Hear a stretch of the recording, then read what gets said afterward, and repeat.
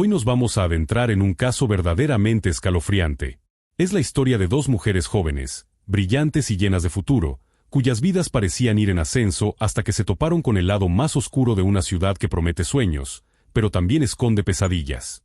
No se trata solo de titulares o de una tragedia más.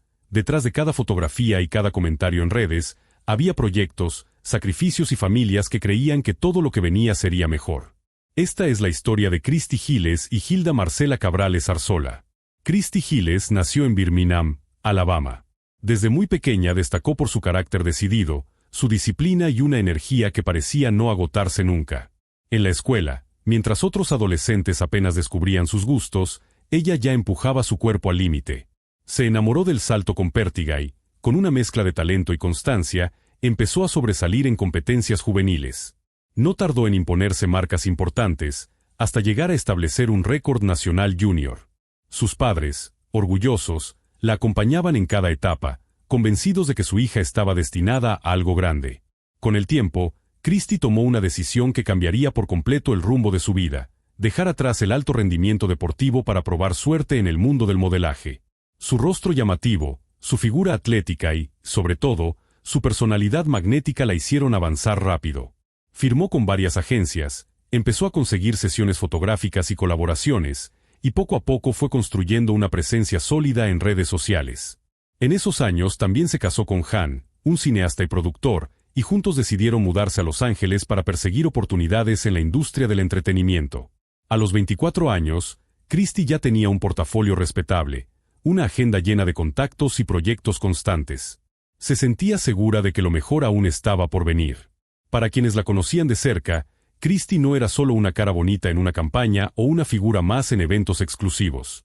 Era una joven que había aprendido desde muy chica a levantarse después de cada tropiezo, que sabía lo que significaba entrenar bajo la lluvia, competir lesionada o mudarse sin garantías a una ciudad desconocida.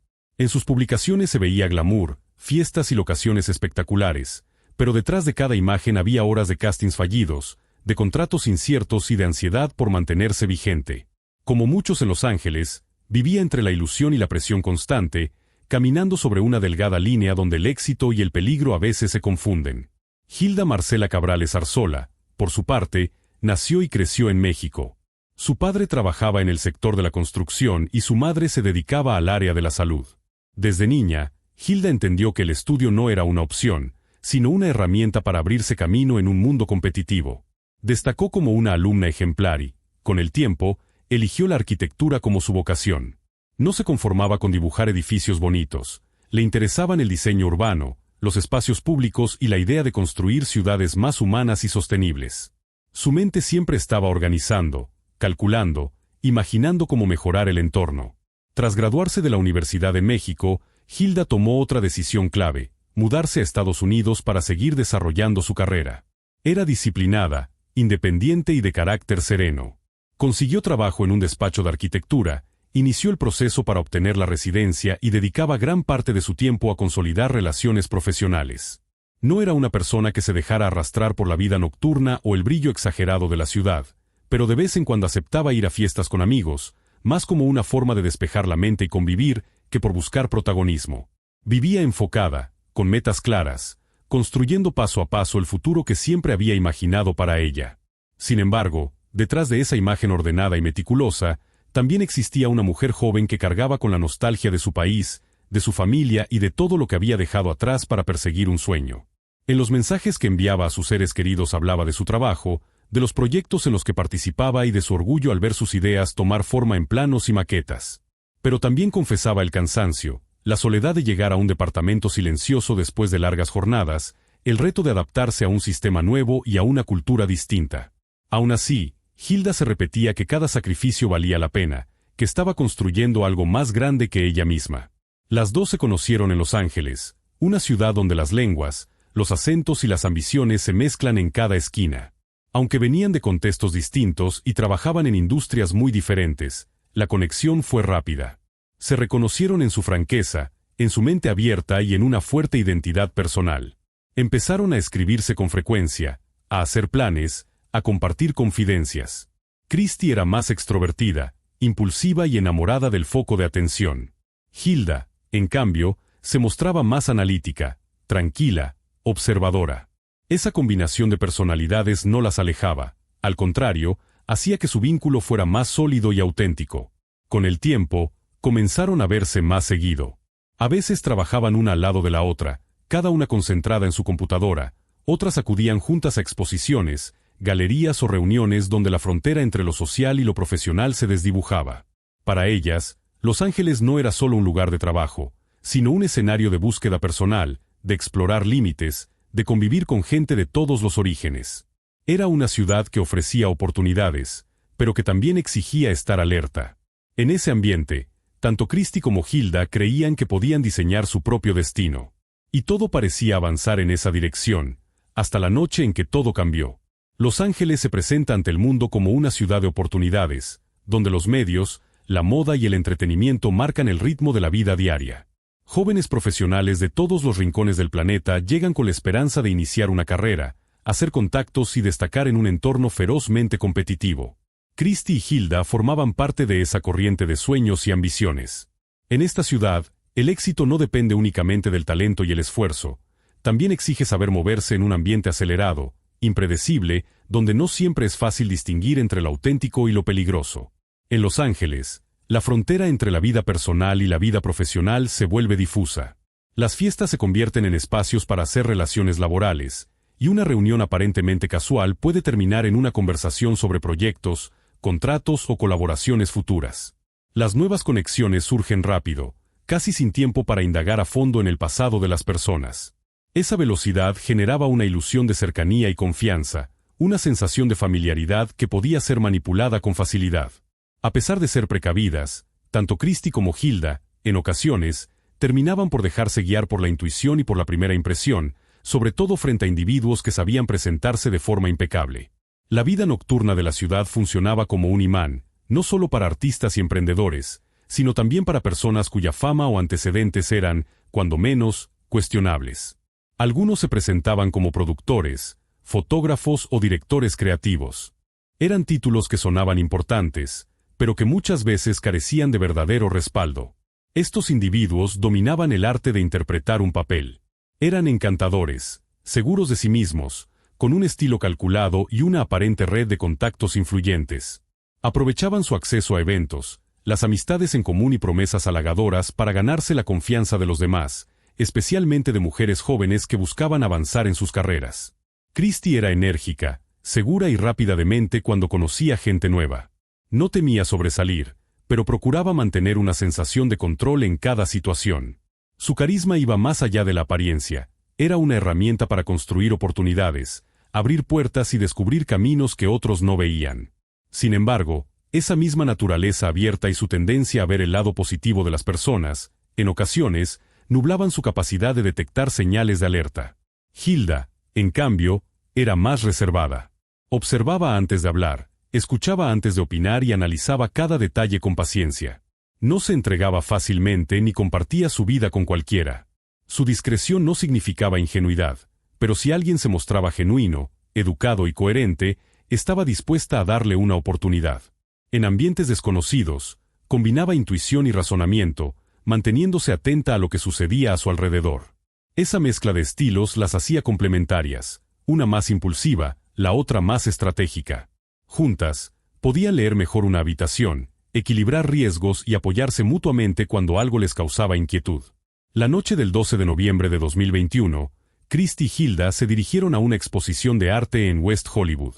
El entorno les resultaba familiar, un espacio cuidadosamente iluminado, obras distribuidas en paredes y pedestales, invitados del mundo de la moda y los medios recorriendo las salas con copas en la mano. Ambas se veían relajadas, seguras y de buen ánimo. Saludaban, sonreían, comentaban las piezas exhibidas.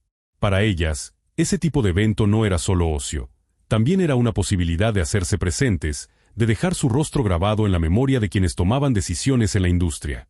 Después de la exposición, se encaminaron hacia Soho House, un club privado muy conocido entre creativos, ejecutivos y figuras emergentes. La entrada estaba restringida a socios o invitados, lo que le daba al lugar un halo de exclusividad. Adentro, el ambiente era íntimo pero dinámico, conversaciones en voz baja, risas en las mesas, miradas que iban y venían identificando caras conocidas. Christie y Hilda se reunieron con amigos, charlaron, pidieron cócteles. Nada, en apariencia, desentonaba. Revisaban sus teléfonos, compartían historias en redes, comentaban lo bien que iba la noche. Ese club se convirtió en un punto intermedio entre la parte más formal de la velada y lo que prometía ser una prolongación relajada, una de esas reuniones que se extienden hasta altas horas sin que nadie note en qué momento todo se puede torcer. Lo que ellas no podían imaginar era que, mientras se movían con naturalidad entre saludos, risas y fotografías, había miradas atentas calculando cada movimiento suyo, cada gesto de confianza, cada señal de que se sentían cómodas. En un entorno donde el prestigio del lugar daba una falsa sensación de seguridad, era fácil bajar la guardia y asumir que todos compartían las mismas intenciones: divertirse, conversar, cerrar algún trato. Pero en ciudades como Los Ángeles, los depredadores no siempre acechan en callejones oscuros. A veces se mezclan con los invitados, se sientan en la misma mesa y sonríen con la misma facilidad con la que mienten. Esa noche, entre obras de arte, cócteles y conversaciones aparentemente inocentes, el destino de Christie y Hilda empezó a desviarse hacia un punto de no retorno. En algún momento de la noche, se les acercaron tres hombres: David Pierce, Brant Osborne y Michael Ansbach. Se presentaban como tipos seguros de sí mismos, sociables, acostumbrados a moverse entre eventos y círculos creativos. Según lo que contaron, trabajaban en el mundo del cine y la publicidad. La conversación fluyó con rapidez, casi sin silencios incómodos. Uno de ellos propuso continuar la noche en su departamento, ubicado sobre el Olympic Boulevard. Al principio, Christie y Hilda no dieron una respuesta definitiva, pero después de un rato terminaron aceptando la invitación, como tantas otras personas lo hacen en una ciudad que nunca parece dormir. Existen reportes que sugieren que Christie y Hilda pudieron haber tenido contacto con sustancias prohibidas, ya sea en el club o incluso antes, pero hasta hoy no hay una confirmación contundente al respecto. Lo que sí se sabe es que las cámaras de seguridad las captan saliendo de Soho House alrededor de las 3 de la madrugada, subiendo a un Prius negro propiedad de Pierce. La escena no despertaba sospechas, era el retrato de una salida nocturna cualquiera en Los Ángeles. Ninguna de las dos mostraba signos visibles de angustia o preocupación. Se veían íntegras, tranquilas, aparentemente dueñas de sus decisiones. En ese instante, nadie podía imaginar el desenlace. Si uno congela ese momento en la imagen del video de seguridad, lo que aparece es una postal rutinaria: dos amigas que han tenido una buena noche, acompañadas por tres hombres que parecen encajar con el entorno. No hay gritos, no hay forcejeos, no hay miradas de auxilio. Y es precisamente eso lo más inquietante: la normalidad aparente. En las grandes ciudades, el peligro rara vez se anuncia con dramatismo. Muchas veces se disfraza de plan improvisado, de vamos un rato más y luego nos vamos a casa.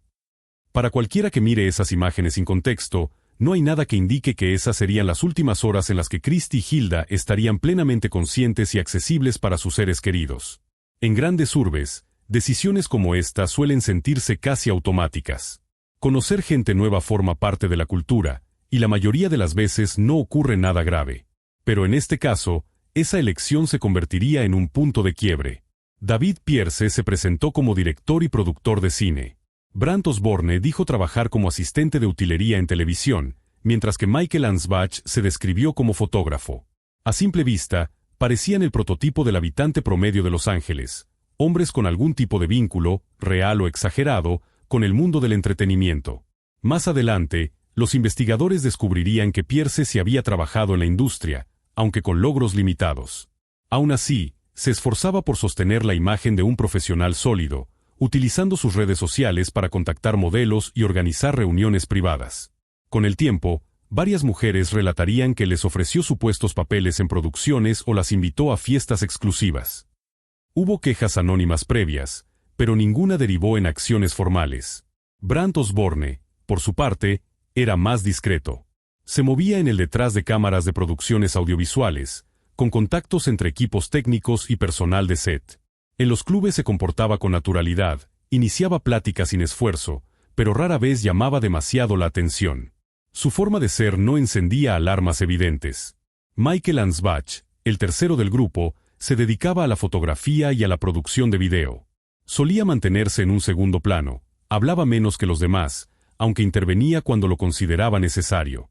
De acuerdo con las autoridades, los tres se conocían desde antes y se habían encontrado previamente en distintos eventos de la industria. Mientras conversaban con Christie y Hilda, se mostraron amistosos, atentos, interesados en sus vidas y carreras. Hablaban de proyectos, de contactos, de oportunidades. Nada, en apariencia, cruzaba una línea clara. No hubo empujones, ni insistencias explícitas, ni amenazas directas. Todo se desarrolló con rapidez. En cuestión de horas, dos mujeres que estaban conscientes, y al menos en apariencia, en pleno control de lo que hacían, se volvieron completamente inalcanzables. Lo que ocurrió entre la salida del club y las primeras horas de la mañana sigue siendo un tramo oscuro del relato, lleno de vacíos, versiones encontradas y silencios incómodos. Para sus allegados, el cambio fue abrupto. De ver publicaciones recientes y mensajes alegres, pasaron a un silencio absoluto que no encajaba con la personalidad de ninguna de las dos. Esa ausencia de respuesta fue el primer indicio de que algo estaba profundamente mal. La mañana del 13 de noviembre de 2021 comenzó con una inquietud creciente entre amigos y familiares. Algunos notaron que los mensajes enviados durante la madrugada seguían sin marcarse como leídos. Otros se dieron cuenta de que Christie no había subido nada más a sus redes, algo extraño para alguien tan activa en línea. Llamadas perdidas, chats sin respuesta, intentos de ubicación que no llevaban a ningún lado. Poco a poco, la preocupación se transformó en miedo. Mientras el sol salía sobre Los Ángeles, quienes conocían a Christie y a Hilda empezaron a sentir que esa no era una simple resaca ni una noche de desvelo más, sino el inicio de una tragedia que todavía no alcanzaban a comprender. Al principio, el silencio se interpretó como algo normal después de una noche larga. Nadie se alarmó de inmediato. Pero hacia el mediodía, la inquietud empezó a tomar forma. Christie no contestaba las llamadas de su esposo, que se encontraba fuera de Los Ángeles, algo muy inusual en una relación donde ambos se mantenían en contacto constante. Hilda tampoco daba señales de vida. Sus compañeros de trabajo no habían sabido nada de ella, los mensajes quedaban en visto o ni siquiera se entregaban. Sus teléfonos aparecían apagados o fuera de servicio. Con cada hora que pasaba, la preocupación crecía y empezaba a transformarse en miedo. Un indicio clave llegó a las 5:30 de la mañana, cuando Christie envió una sola palabra a un grupo compartido de mensaje, Help. Un mensaje corto, urgente, dirigido a amigos cercanos, sin ubicación, sin explicación, sin contexto. Al principio pudo parecer un error, una broma pesada o algo escrito bajo los efectos del cansancio. Pero conforme avanzaban las horas y no llegaba ningún otro mensaje, esa palabra empezó a adquirir otro peso, el de un grito desesperado lanzado al vacío. Ese sería el último rastro de vida conocido de cualquiera de las dos. Esa palabra, help, quedó atrapada en las pantallas de quienes la recibieron, repitiéndose una y otra vez en la mente de sus amigos. Algunos intentaron justificarla. Quizás se había sentido incómoda por algo menor, quizá ya estaba en casa durmiendo. Otros, sin embargo, sintieron un escalofrío inmediato, una corazonada difícil de explicar. Después, al reconstruir la cronología, ese mensaje se transformaría en una especie de eco trágico, la prueba de que en algún punto de la madrugada, Christie percibió que algo estaba fuera de control. Lo más perturbador es que, aun con ese aviso, nadie alcanzó a llegar a tiempo para cambiar el rumbo de lo que ya estaba sucediendo. A las 11:12 de la mañana, una cámara de seguridad captó la llegada de un auto negro frente al Southern California Hospital, en Culver City. Dos hombres con cubrebocas bajaron del vehículo, sacaron el cuerpo inconsciente de una mujer y lo dejaron en la entrada. No se quedaron a responder preguntas, no intentaron explicar qué había pasado. Volvieron al coche y se alejaron con rapidez. La mujer era Christie. El personal médico intentó reanimarla, pero ya no había nada que hacer. No llevaba identificación, por lo que en un inicio fue registrada como una paciente desconocida. Su nombre y su historia se confirmarían más tarde, cuando ya era demasiado tarde para ella. Menos de 2 horas después, una escena casi idéntica se repitió en otro hospital, Kaiser Permanente, en West Los Ángeles. El mismo vehículo, las mismas dos figuras con el rostro cubierto, el mismo procedimiento frío y calculado. Esta vez dejaron a Hilda en la entrada y, nuevamente, desaparecieron sin dar explicación alguna. Hilda todavía estaba con vida, pero en estado crítico. Fue conectada a un ventilador y sometida a un coma inducido. Su cuerpo presentaba signos compatibles con una sobredosis. En el hospital, nadie sabía quién era, ni de dónde venía. Solo después se logró identificarla y contactar a su padre en México. La imagen de ambas mujeres siendo abandonadas con horas de diferencia, solas, sin documentos, sin alguien que respondiera por ellas, estremeció a quienes conocieron los detalles. Fueron ingresadas como pacientes desconocidas, reducidas a números y descripciones clínicas, mientras fuera de esos edificios ya había personas preguntando dónde estaban. Para el personal médico y las autoridades, aquello no era un simple caso de intoxicación, había patrones demasiado extraños, demasiadas coincidencias. Las cámaras de seguridad registraron al auto, un Toyota Prius negro sin placa delantera visible. El conductor mantenía el rostro parcialmente cubierto, evitaba cualquier contacto visual, no pedía ayuda ni mostraba ansiedad por el estado de las víctimas. Todo indicaba una intención clara de borrar huellas, de deslindarse rápidamente. Las autoridades comenzaron a cruzar de inmediato los reportes de personas desaparecidas con los registros de ingresos en hospitales de la zona. Fue así como pudieron unir los puntos y confirmar que esas mujeres anónimas eran Christy y Hilda. Se abrió una investigación criminal. Amigos, colegas y conocidos de ambas comenzaron a inundar las redes sociales con sus fotografías, su historia y llamados urgentes para obtener información. Empezaron a surgir etiquetas, publicaciones virales, reclamos públicos. Se exigían videos de seguridad, la identificación del conductor del Prius, respuestas sobre por qué nadie había llamado al servicio de emergencias desde el lugar donde ellas colapsaron. El esposo de Christy contrató representación legal y empezó a difundir mensajes dirigidos a la prensa y a la opinión pública. Los padres de Hilda, en México, tomaron la decisión de viajar de inmediato a Estados Unidos para estar al lado de su hija, sin imaginar que se enfrentarían a una realidad devastadora. En cuestión de días, el caso había escalado a niveles nacionales e internacionales. Los medios comenzaron a reconstruir la vida de ambas, a comparar versiones, a cuestionar el comportamiento de quienes las acompañaron aquella noche. La opinión pública se dividió. Algunos se enfocaron en el consumo de sustancias, intentando responsabilizar a las víctimas, mientras otros señalaban la conducta de los hombres que las dejaron en los hospitales sin dar la cara. En medio de ese debate, lo que para las familias era evidente era algo mucho más doloroso y simple. Dos mujeres que habían salido a divertirse y a convivir en una ciudad que conocían, terminaron siendo tratadas como cuerpos abandonados, convertidas en símbolos de un sistema que, una y otra vez, llega tarde. Para algunos, todo lo ocurrido parecía un accidente trágico, una suma de malas decisiones y circunstancias desafortunadas. Para otros, en cambio, desde el principio hubo un olor claro a algo mucho más oscuro, a conductas premeditadas y a una intención deliberada de encubrir lo que realmente pasó. En las primeras etapas de la investigación, las grabaciones de seguridad de los hospitales se volvieron piezas clave.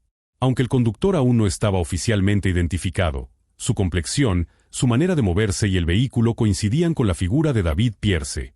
A partir de ahí, los investigadores comenzaron a reconstruir la línea de tiempo, rastreando el recorrido del auto y analizando los vínculos entre las dos mujeres y los hombres con los que habían pasado la noche.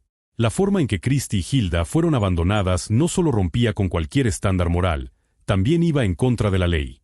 En California, ante cualquier situación en la que una vida pueda estar en riesgo, es obligatorio contactar de inmediato a los servicios de emergencia. Dejar a dos personas inconscientes en la puerta de un hospital sin hablar con el personal médico fue interpretado como un intento claro de evadir responsabilidad. Para las autoridades, ese comportamiento sugería que quienes las llevaron ahí sabían perfectamente la gravedad de la situación, y aún así, eligieron ocultar su participación. A medida que revisaban los videos de tránsito, los investigadores lograron trazar parcialmente la ruta del Prius desde el departamento de Olympic Boulevard hasta los dos hospitales.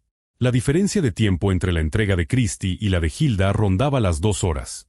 Ese detalle resultó inquietante. No parecía un acto desesperado e improvisado, sino una secuencia: dejar a una primero, desaparecer y luego regresar para dejar a la otra. Eso abrió nuevas preguntas. ¿Por qué Hilda fue llevada después? ¿Por qué seguía con vida? ¿Qué había pasado en el intervalo que separó a ambas? Una de las teorías que empezó a tomar fuerza fue que, quizá, al principio ni siquiera estaba previsto dejar a Hilda en el hospital, o que hubo un intento previo de reanimarla por cuenta propia, antes de aceptar que su estado escapaba de su control. Estas revelaciones marcaron un antes y un después en la percepción del caso. Mientras no existían esas imágenes, todavía podía sostenerse la narrativa de un consumo de sustancias que se salió de las manos, de una tragedia sin claros responsables. Pero con la ruta del vehículo y los tiempos sobre la mesa, la mirada cambió. Lo que al principio se había tratado como una emergencia médica empezó a perfilarse como un posible delito con múltiples actores. El resultado: la policía colocó a Pierce y a sus allegados bajo observación. La historia ya no se leía solo como un episodio de salud pública. Empezaba a mostrar rasgos de algo planeado, o al menos conscientemente encubierto. A partir de ese momento, El futuro del caso dependería de los reportes forenses, de los testimonios y de la información obtenida de dispositivos electrónicos, pero había una verdad que ya nadie podía ignorar. La pregunta dejó de ser únicamente qué ocurrió y se transformó en quién debía responder ante la ley por ello. Los investigadores comenzaron a recolectar evidencia de manera sistemática. Entrevistaron a personas cercanas a ambas mujeres. Amigos y colegas de Christie coincidieron en que ella evitaba el consumo pesado de sustancias prohibidas, especialmente después de haber perdido a varios conocidos por sobredosis. Hilda tampoco era identificada como alguien que recurriera a ese tipo de sustancias. Quienes la conocían la describían como prudente, centrada, muy consciente de los riesgos.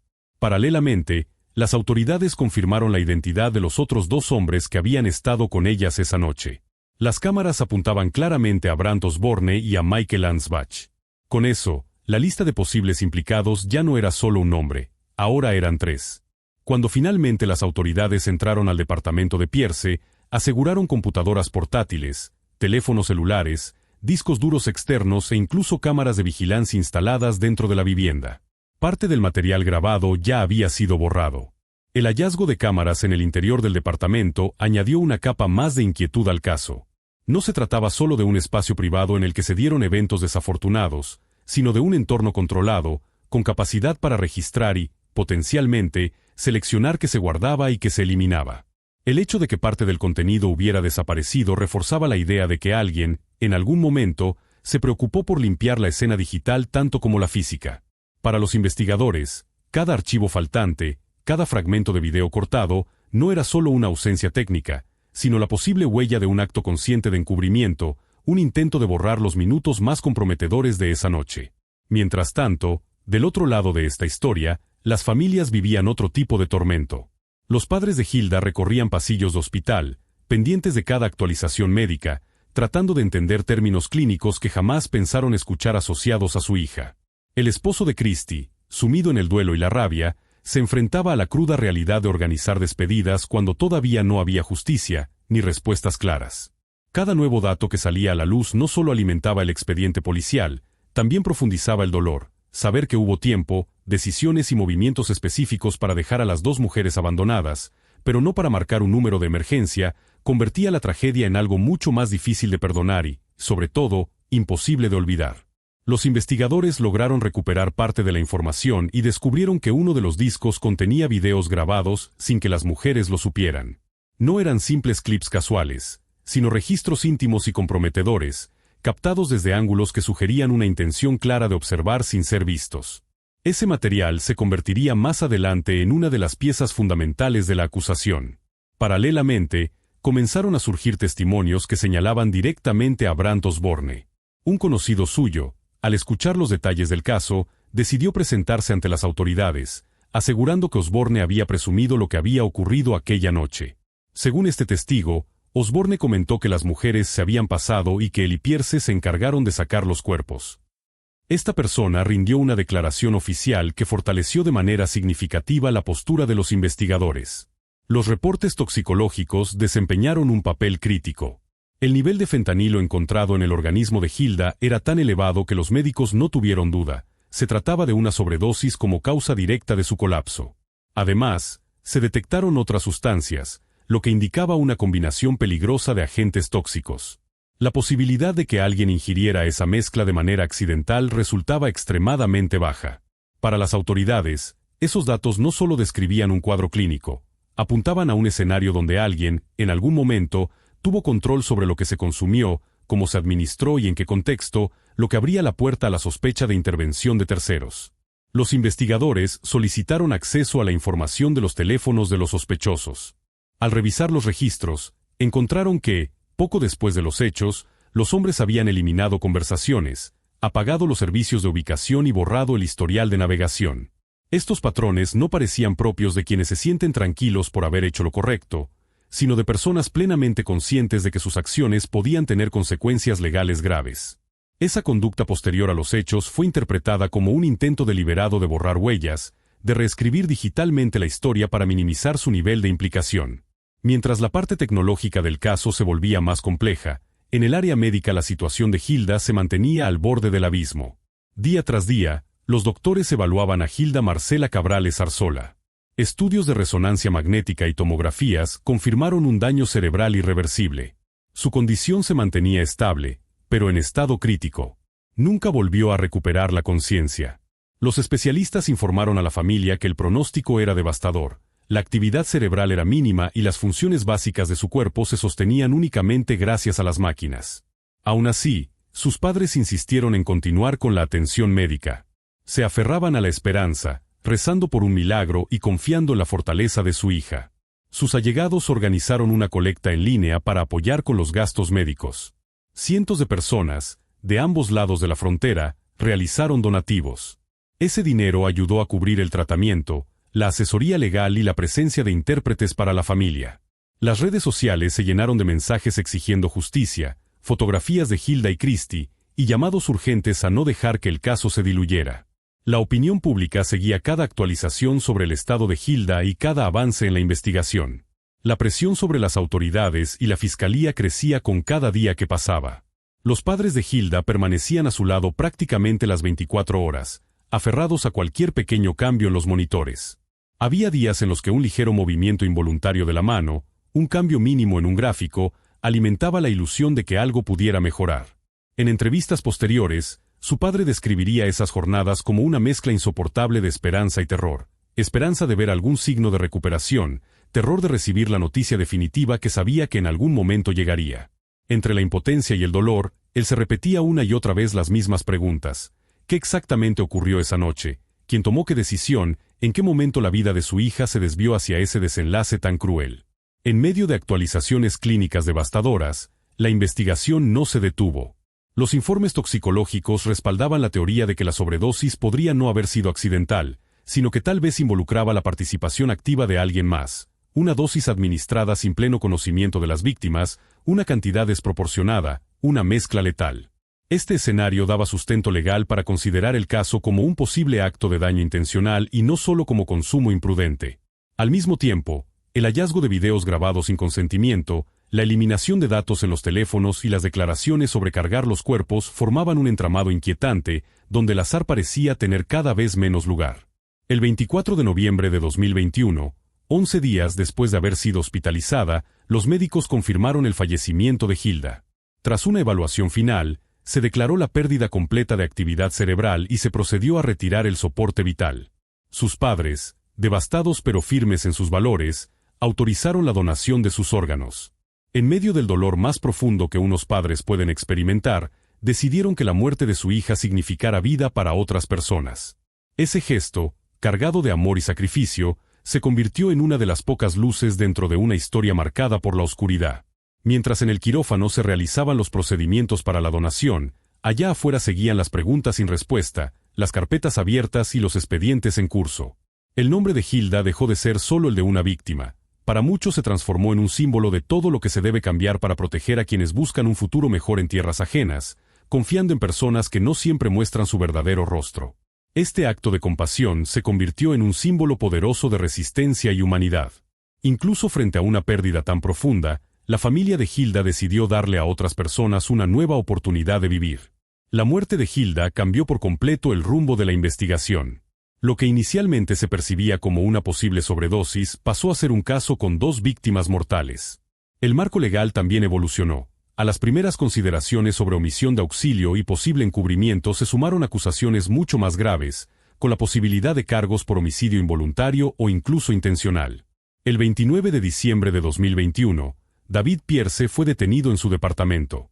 Las acusaciones formales incluyeron 3 cargos de agresión con intención criminal, relacionados con casos no directamente vinculados a lo ocurrido con Christy y Hilda, pero que revelaban un patrón preocupante en su conducta.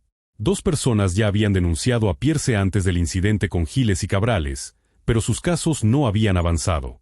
Ahora, bajo una creciente presión pública, la Fiscalía reabrió esos reportes y los incorporó a la investigación en curso. Pierce fue ingresado a la cárcel del condado y presentado ante un juez, quien fijó una fianza de $1 millón. Las familias de Christy y Hilda se opusieron con fuerza a la posibilidad de su liberación, argumentando que alguien con historial de contacto con sustancias restringidas y que ya había intentado ocultar hechos graves no debía tener la opción de salir en libertad. Del lado de la defensa, Se insistía en que las acusaciones eran especulativas y carecían de pruebas directas que lo vincularan de manera concreta con la muerte de las dos jóvenes. Mientras los procesos legales daban sus primeros pasos, el impacto emocional de la noticia se extendía como una onda expansiva. No se trataba solo de titulares en periódicos o de segmentos en noticieros, en redes sociales, en pasillos de estudios de cine, en oficinas de arquitectura, se hablaba de Christie y de Hilda como ejemplos de todo lo que podía salir mal en una ciudad que vende sueños sin advertir de sus riesgos. Colegas que habían compartido proyectos con ellas comenzaron a relatar anécdotas sobre su ética de trabajo, su disciplina, su capacidad para mantenerse firmes en un entorno lleno de presiones. Esa narrativa colectiva contrastaba brutalmente con la imagen de cuerpos abandonados frente a un hospital. La incongruencia entre la vida que habían construido y la forma en que fueron tratadas en sus últimas horas alimentaba la indignación y reforzaba la exigencia de que nadie involucrado quedara impune. El siguiente en ser detenido fue Brant Osborne, arrestado en el condado de Riverside, donde se había trasladado temporalmente. A Osborne se le acusó de manipulación de evidencia y de no haber brindado auxilio. Para la fiscalía, su conducta reflejaba un grado claro de responsabilidad. No solo estuvo presente, sino que, según los testimonios, participó activamente en el proceso de deshacerse de las víctimas. Una vez trasladado a Los Ángeles, Osborne fue interrogado y posteriormente liberado bajo fianza. Michael Ansbach se convirtió en el tercer personaje de interés. A pesar de haber estado presente en el departamento y de haber participado en la dinámica de esa noche, no fue arrestado de inmediato. Las autoridades se limitaron a interrogarlo y mantenerlo bajo vigilancia. Ansbach declaró que no había consumido sustancias ilegales y que no sabía que las mujeres corrían peligro. Sus palabras fueron recibidas con escepticismo, pero en ese momento los investigadores no contaban con evidencia suficiente para formular cargos formales en su contra. Tras la detención de Pierce, el caso fue reclasificado oficialmente. La investigación dejó de tratar el incidente como una simple sobredosis fatal para considerarlo como un posible acto criminal que incluía conductas no consensuadas y daño intencional. Un desarrollo crucial fue el hallazgo de videos en los que, presuntamente, se observaba a mujeres inconscientes siendo sometidas a actos inapropiados. Aunque ese material no mostraba explícitamente a Christie o a Hilda, sí establecía un patrón inquietante de comportamiento atribuido a Pierce, un uso sistemático de la vulnerabilidad ajena para obtener control y gratificación, capturando las escenas como si fuesen parte de un guión macabro. Cada nueva revelación hacía más difícil sostener la idea de un simple accidente. A medida que salían a la luz estos videos y testimonios, muchas mujeres comenzaron a preguntarse si alguna vez habían estado en situaciones similares sin darse cuenta del peligro. Se abría una conversación más amplia sobre la normalización de ciertos comportamientos en fiestas privadas, sobre la confianza ciega en anfitriones con cierto prestigio y sobre cómo, en esos entornos, las líneas del consentimiento pueden ser cruzadas sin que las víctimas tengan memoria clara de lo ocurrido. El caso de Christie y Hilda se convertía así en un espejo incómodo para una industria y una ciudad que durante años han convivido con historias de abuso silenciadas tras puertas cerradas. Los nombres de los tres hombres implicados ya no eran solo parte de un expediente, sino un recordatorio de cómo el poder, aunque sea limitado, puede usarse para someter y lastimar. El funeral de Christie Giles se transformó en un momento público de confrontación y reflexión. El servicio conmemorativo se llevó a cabo en Los Ángeles y reunió a una multitud. Familiares, amigos, figuras de la industria de la moda, activistas y miembros de los medios. La madre de Christie tomó la palabra y lanzó un mensaje contundente, exigiendo justicia total y rendición de cuentas. Sus declaraciones, cargadas de dolor y determinación, se difundieron rápidamente en noticieros y plataformas digitales, amplificando la presión pública para que hubiera consecuencias reales. Cada frase suya se convirtió en titular, en consigna, en recordatorio de que detrás del caso había una familia rota que no estaba dispuesta a guardar silencio. A un lado de esta tragedia, junto a Christie, estaba Hilda Marcela Cabrales Arzola, conocida simplemente como Hilda. A diferencia de Christie, Hilda no vivía frente a las cámaras ni buscaba reflectores. No perseguía fama ni exposición mediática. Aún así, su historia caló igual de hondo. Su muerte desató una nueva ola de indignación. Al principio, casi toda la atención se centró en el caso de Christie, pero con el paso de los días se hizo evidente que ambas habían sido alcanzadas por las mismas circunstancias. Esa noche, las dos estaban vulnerables. Las dos quedaron atrapadas en una situación que nunca eligieron. El contraste entre la visibilidad de Christie y la discreción de Hilda mostró con crudeza que la violencia y el abuso no distinguen trayectorias ni personalidades. En los círculos cercanos a Hilda, su nombre resonaba desde mucho antes, asociado a disciplina, talento y una forma silenciosa pero firme de abrirse camino. Para sus amigos y colegas, verla de pronto en notas internacionales, ligada a una historia de muerte y escándalo, resultaba desgarrador. El duelo no era solo por su ausencia, sino por la forma en que su imagen quedaba expuesta ante un mundo que nunca la conoció realmente. Entre lágrimas, muchos de sus compañeros recordaban los planos que dibujaba, las madrugadas de trabajo, las conversaciones sobre cómo transformar ciudades para que fueran más seguras. La paradoja era brutal. Alguien que soñaba con espacios más humanos había sido víctima de un entorno profundamente inhumano. Los padres de Hilda decidieron no enfrentarse a cámaras ni dar declaraciones espectaculares. Eligieron un camino más silencioso, pero igual de firme, trabajar a través de los canales legales, insistir sin descanso ante las autoridades, exigir que cada documento, cada examen, cada minuto de video fuera tomado en cuenta. Mientras la familia de Christie empujaba desde la esfera pública, la de Hilda lo hacía desde la discreción, pero con la misma meta, justicia. Colaboraron plenamente con la investigación, entregaron todo lo que les fue solicitado y mantuvieron una comunicación constante con la policía y la fiscalía. Sin embargo, la manera en que algunos medios retrataron a Hilda no coincidía con la persona que realmente fue. Hubo quienes intentaron encajarla en la narrativa simplista de una víctima imprudente, como si su muerte fuera consecuencia directa de decisiones irresponsables. Esa versión distorsionada no resistía el testimonio de quienes la conocían.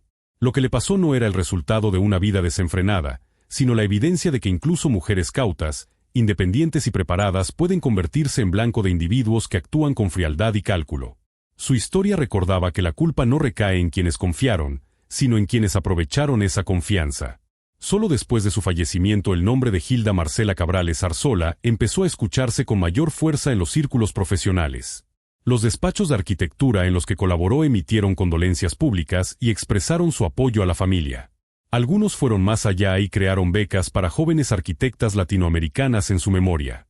Así, aún en medio de la tragedia, su nombre empezó a asociarse con oportunidad, crecimiento y respaldo a otras mujeres. Lo que le arrebataron en vida se transformó en impulso para que otras no tuvieran que enfrentar los mismos obstáculos sola. En esa proyección hacia el futuro, Hilda dejó una huella que ni siquiera la muerte pudo borrar.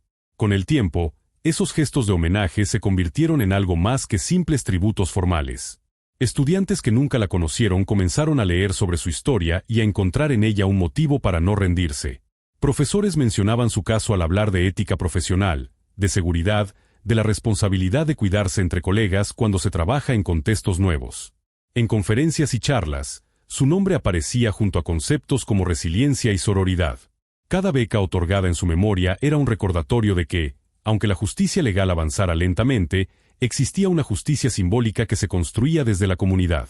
La investigación sobre las muertes de Christie Giles y Hilda Cabrales comenzó llena de vacíos. No había testigos directos que hubieran visto lo que ocurrió dentro del departamento. Mucha información llegó tarde. Los involucrados se negaron inicialmente a cooperar. Las pruebas sólidas empezaron a surgir solo después de revisar minuciosamente las grabaciones y las comunicaciones digitales.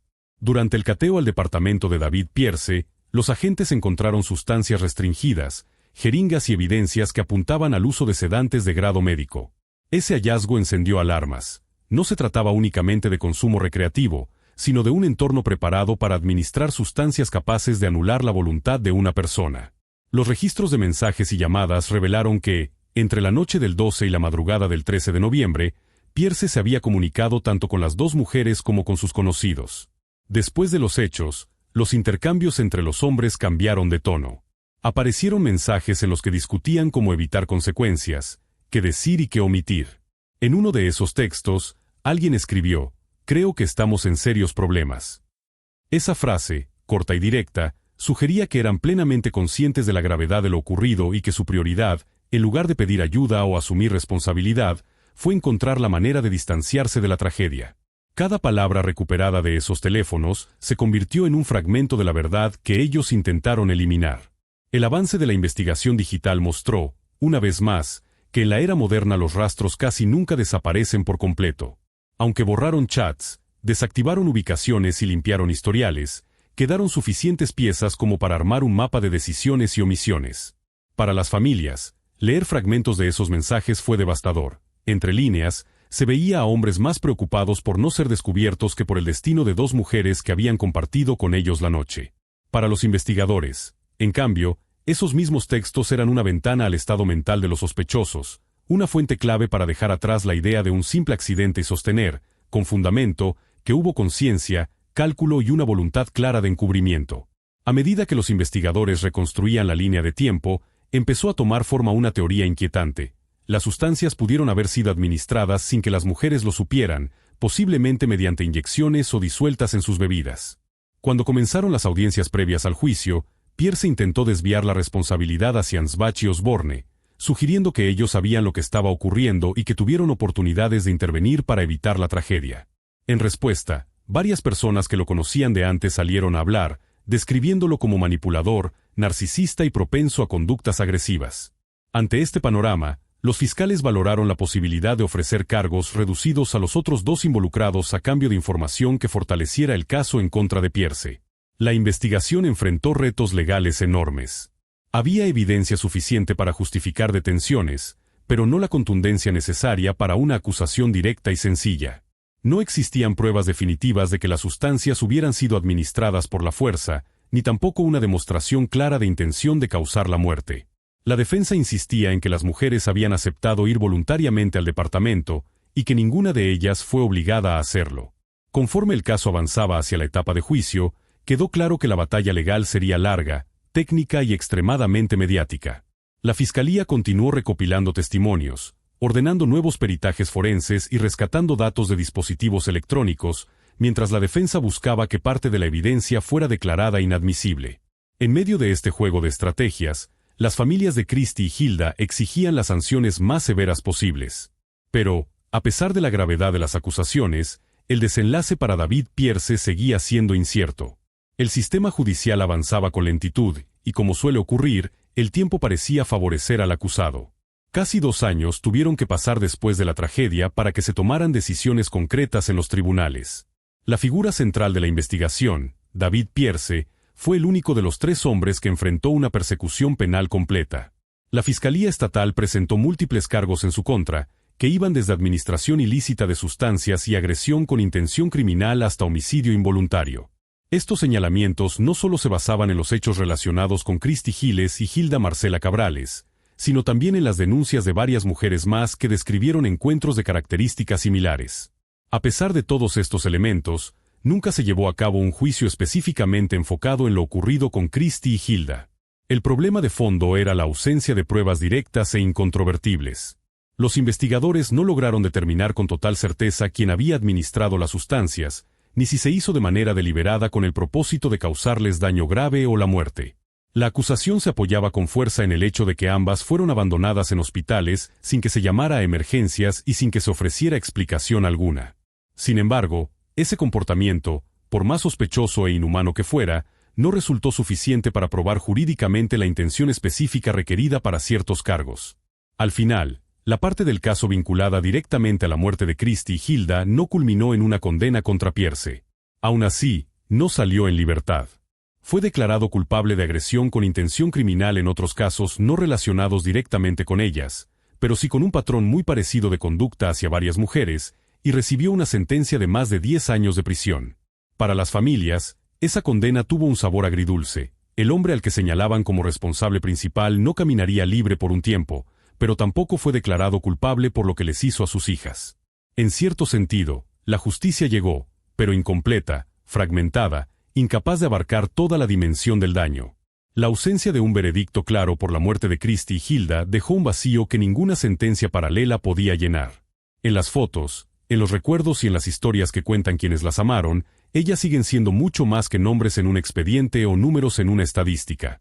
Son el recordatorio permanente de cuántas cosas tienen que cambiar para que ninguna mujer vuelva a salir de casa en busca de una noche tranquila y termine convertida en un caso abierto, en un expediente inconcluso, en una pregunta que el sistema nunca pudo responder por completo. Esa fue la única sentencia de prisión real que se dictó en todo el caso. Los otros 2 hombres, Brant Osborne y Michael Ansbach, esquivaron las acusaciones más graves. Los cargos de mayor peso fueron retirados y solo enfrentaron señalamientos por entorpecer la investigación y tratar de ocultar evidencia. Ninguno de los 2 aceptó culpabilidad, pero ambos llegaron a acuerdos con la fiscalía, ofreciendo testimonios parciales a cambio de consecuencias reducidas. El resultado fue claro: Ninguno pisó la cárcel.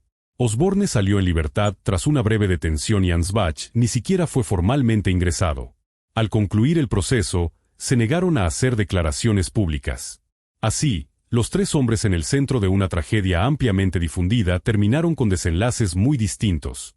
Uno recibió una condena larga, no por el hecho principal que impactó al mundo, sino por delitos confirmados en contra de otras mujeres. Los otros dos se alejaron prácticamente ilesos, con repercusiones mínimas. Para las familias de Christy y Hilda, aquello fue una traición a la justicia, una bofetada a la memoria de sus hijas. Para muchos, fue la confirmación de una realidad incómoda. En casos como este, no siempre gana la verdad, sino quien mejor sabe moverse dentro de un sistema cansado, saturado y lleno de vacíos legales que pueden ser explotados. En ese contraste de destinos, las familias se quedaron mirando cómo la balanza se inclinaba de forma desigual. Del lado de las víctimas, quedaban funerales, cuentas médicas, terapias y noches de insomnio. Del lado de los acusados, abogados, acuerdos y la posibilidad de seguir con su vida, aunque fuera bajo la sombra de la sospecha. Con el paso del tiempo, muchos de los testigos y personas cercanas a los implicados optaron por el silencio, ya fuera por miedo, por cansancio o por presión. Pero para quienes amaban a Christy y a Hilda, cada día sin respuestas claras se convertía en un recordatorio más de que la justicia, en este caso, llegó tarde, incompleta y selectiva. La opinión pública se colocó del lado de las familias. En redes sociales continuaron circulando publicaciones con hashtags que llevaban los nombres de Christy y de Hilda, acompañados de exigencias de leyes más estrictas y reformas profundas en la manera de tratar casos relacionados con el uso de sustancias y comportamientos agresivos. Lo que comenzó como una historia más en la sección de sucesos terminó convirtiéndose en un símbolo de algo mucho más grande, un sistema que, una y otra vez, parece tropezar frente a los mismos patrones de violencia contra las mujeres. Para muchos, el caso dejó claro que no basta con castigar a un solo hombre si las estructuras que permiten estas conductas permanecen intactas. Lo que inició con una salida nocturna en Los Ángeles terminó en una sala de tribunal. Pero el veredicto dejó más preguntas que respuestas. Para las familias y amigos de ambas mujeres, no fue un cierre, fue un recordatorio constante de lo fácil que es que un crimen real se diluya entre tecnicismos, acuerdos y lagunas legales. El expediente se cerró en papel, pero no en la memoria de quienes siguen esperando una explicación que nunca llegó del todo. El eco de lo que vivieron Christy y Hilda continúa resonando en cada debate, en cada protesta y en cada historia que se les parece demasiado. Hay casos que no terminan cuando se dicta una sentencia, terminan cuando la sociedad decide no olvidar. Y este, para muchos, es uno de ellos. Gracias por quedarse hasta el final. Su apoyo significa mucho para mí. Si esta historia les movió algo por dentro, pueden ayudar a que no quede en el olvido dando like, dejando un comentario y compartiendo este video para que más personas la conozcan. Cada interacción hace la diferencia y mantiene viva la conversación sobre lo que les pasó a Christy y a Hilda. Nos vemos pronto. Desde la primera vez que escuché el nombre de Christy Giles, sentí que algo en este caso no encajaba con la explicación cómoda de un simple exceso de fiesta. Mientras revisaba reportes, mensajes y entrevistas, empecé a ver el patrón de una noche que comenzó como cualquier salida en Los Ángeles, una exposición de arte, un club exclusivo, cócteles, risas y fotos para redes. Pero debajo de esa fachada de glamour había decisiones, omisiones y silencios que, juntos, terminaron construyendo una tragedia. Contar esta historia no es solo narrar hechos, es enfrentar la forma en que falló todo un sistema. Conforme fui siguiendo la cronología, imaginé a Christy y a Hilda moviéndose por la ciudad, confiando en que esa noche sería una más entre tantas. Vi las cámaras captando su salida de Soho House, el Prius negro esperándolas, los rostros de los hombres que se presentaban como profesionales del medio. En los informes leí la palabra help, ese último mensaje que Christy alcanzó a mandar. Como narrador y como persona, es imposible no detenerse ahí, en ese instante en que alguien pide auxilio y el mundo, por alguna razón, no alcanza a responder a tiempo, como tantas otras veces más. Cuando llegué a la parte de los videos, de las cámaras dentro del departamento y de las sustancias encontradas, la historia dio un giro mucho más oscuro. Ya no estaba frente a una simple concatenación de malas decisiones, sino ante un escenario donde el control parecía estar siempre en manos de los mismos, los hombres que decidían quién entraba, que se consumía y que se borraba después. Al leer los mensajes entre ellos, esa frase "creo que estamos en serios problemas" sonaba menos a remordimiento y más a miedo a ser descubiertos. Pensé entonces en todo lo que nunca veremos de esa noche. Y luego está la parte que más pesa al contarlo, el desenlace judicial. Ver cómo solo uno de los tres termina con una sentencia larga, no por la muerte de Christie y Hilda, sino por otros casos, deja una sensación de vacío difícil de explicar. Como narrador, observo a las familias enfrentarse a un fallo que no les reconoce plenamente el daño. El expediente dice caso cerrado, pero cada vez que repaso la cronología, siento que la historia sigue abierta. Porque la verdadera pregunta no es solo qué pasó esa noche, sino cuánto más estamos dispuestos a tolerar que algo así vuelva a repetirse. Con el tiempo, mientras más profundizo en este caso, más claro me queda que Christie y Hilda no son solo nombres en una historia trágica, son el reflejo de muchas mujeres que caminan por ciudades donde el brillo y el peligro conviven puerta con puerta. Cada vez que pronuncio sus nombres siento una responsabilidad, no romantizar lo que vivieron, no reducirlas al rol de víctimas, sino recordar quiénes eran antes de cruzarse con las personas equivocadas. Al cerrar mis notas por hoy, sé que este relato no termina aquí, porque su eco sigue incomodando a quien le escucha. Y quizá eso es lo único verdaderamente justo que puedo hacer desde mi lugar como narrador, no permitir que el silencio cubra lo que pasó. Contar la noche, los hospitales, los mensajes borrados, las audiencias, no para alimentar el morbo, sino para dejar registro de cómo un sistema falló y de quienes pagaron ese fallo con su vida. Mientras existan expedientes sin respuestas claras y padres que entierren a sus hijas sin un culpable directo, seguiré contando esta historia. Porque olvidar sería, de alguna forma, volver a traicionarlas. A veces me quedo mirando las fechas en el expediente, 12 y 13 de noviembre de 2021, 24 de noviembre, 29 de diciembre. Son días que, para la mayoría, pasaron como cualquier otro, pero que para dos familias marcaron un antes y un después imposible de revertir. Cuando narro esta línea de tiempo, pienso en todos los pequeños momentos que no se registran, las últimas risas de Christie, el último mensaje de Hilda a su familia, la última vez que alguien las vio de verdad, no como parte de un caso, sino como personas completas.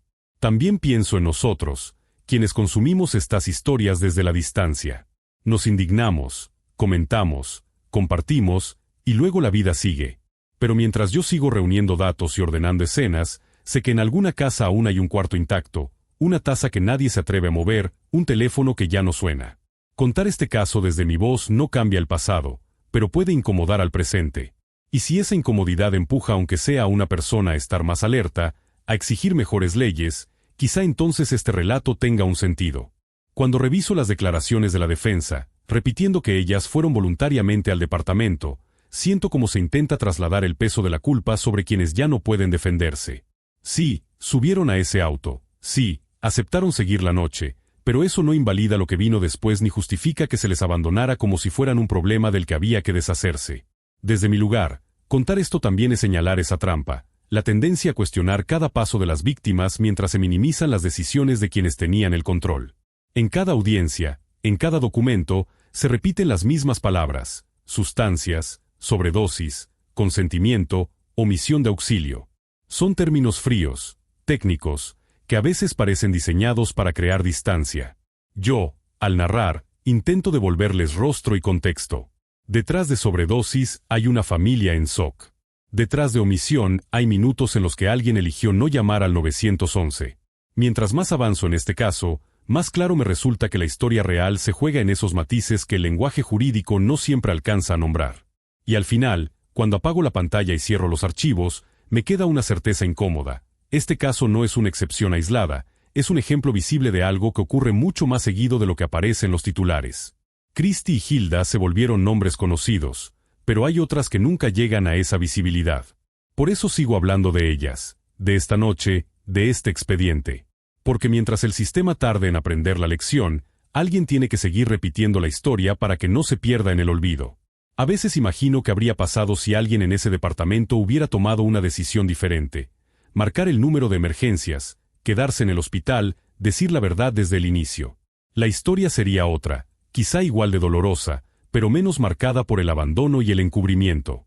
Como narrador, camino una y otra vez por esos sí, que no cambian nada, pero que muestran cuántas oportunidades hubo para evitar el peor final. No fue solo una noche que se salió de control, fue una cadena de decisiones tomadas siempre en la dirección equivocada. También veo cómo, con el paso del tiempo, el ruido mediático baja, pero el dolor de las familias no. Las notas dejan de actualizarse, los hashtags se usan menos, los casos nuevos ocupan los encabezados. Sin embargo, para quienes conocieron a Christie y a Hilda, cada aniversario, Cada noticia relacionada reabre la herida. Yo sigo contando su historia porque sé que, en algún lugar, sus madres, sus padres, sus amigos, siguen esperando que el mundo no las archive como un caso más. Al menos aquí, en esta narración, siguen presentes. Y mientras trabajo en otros casos, inevitablemente comparo detalles, patrones, excusas.